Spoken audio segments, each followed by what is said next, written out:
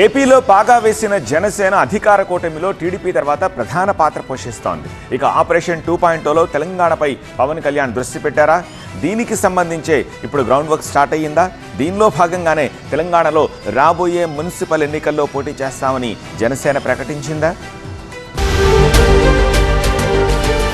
మాకో పక్కా లెక్కుంది, దానికో రూట్ ఉంది అంటోంది జనసేన. తెలంగాణపై జనసేన ఫోకస్ పెంచింది. నియోజకవర్గాల వారీగా ఇన్ఛార్జీల నియామకాలపై కసరత్తు చేస్తోంది. సైలెంట్ గా గ్రౌండ్ లెవెల్లో జనసేన కార్యకర్తలకు శిక్షణ ఇస్తున్నారు. తెలంగాణలో బలం పెంచుకొని రాబోయే మున్సిపల్ జీహెచ్ఎంసీ ఎన్నికల్లో పోటీ చేయడానికి జనసేన అడుగులు వేస్తోంది. 2028లో జరగబోయే అసెంబ్లీ ఎన్నికల నాటికి తెలంగాణలో బలమైన శక్తిగా ఎదగాలని ప్రణాళికలు వేస్తోంది.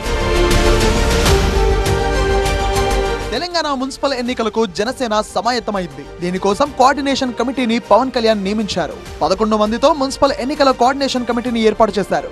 ఒక్కో సభ్యునికి ఉమ్మడి జిల్లాల వారీగా బాధ్యతలు అప్పగించారు. కార్పొరేషన్ మున్సిపల్ ఎన్నికల్లో పోటీ చేస్తామని ప్రకటించిన నేపథ్యంలో జనసేనలోకి చేరికలు ఊపందుకున్నాయి. మల్కాజ్గిరి నుంచి డాక్టర్ వేణుప్రసాద్ జనసేనలో చేరారు. తెలంగాణ జనసేన అధ్యక్షుడు శంకర్ గౌడ్ ఆయనకు కండువా కప్పి పార్టీలోకి ఆహ్వానించారు. ఈ కార్యక్రమంలో నటుడు ఆర్కే సాగర్ తో పాటు ఇతర నేతలు పాల్గొన్నారు.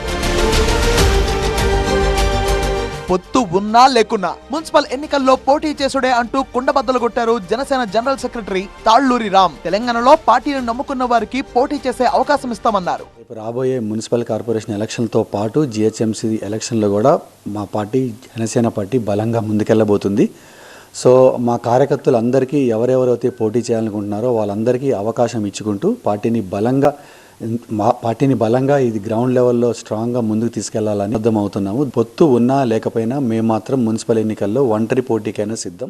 అయితే ఏపీలో కూటమి పార్ట్నర్ అయిన బీజేపీ మాత్రం తెలంగాణలో తాము సింగిల్ గా పోటీ చేస్తామంటోంది. జనసేనతో పొత్తు అవసరం లేదని పార్టీ హైకమాండ్ కు కూడా ఇదే విషయం చెబుతున్నామన్నారు టీబీజేపీ చీఫ్ రామచంద్రరావు. ప్రజల్లో కూడా భారతీయ జనతా పార్టీ వైపు ఒక ప్రత్యామ్నాయం చూస్తూ ఉన్నారు. ఇటువంటి ఒక సమయంలో భారతీయ జనతా పార్టీ ఒంటరిగానే పోయేటటువంటి ఆలోచన ఉన్నది ఒకటి. స్థానికంగా ఉన్న నాయకులు ఒక మాట మాత్రం ఇక్కడ మనం ఒంటరిగా బలంగా ఉన్నాము, ఒంటరిగా పోదాము.